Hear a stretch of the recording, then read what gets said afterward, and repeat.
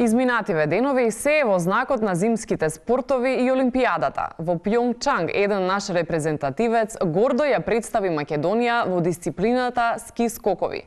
Да го погледнеме неговиот настап. Сончев ден, коси очи и историски ден за Македонија.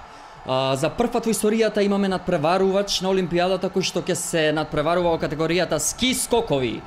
Публиката е на нозе, а еве го и Радован. Тој е малце, вака ми се чини подуплашен, но мислам дека ќе се среди, се концентрира. Ова е битно, Радован, мораш да не спасиш сите. Тој е на позиција.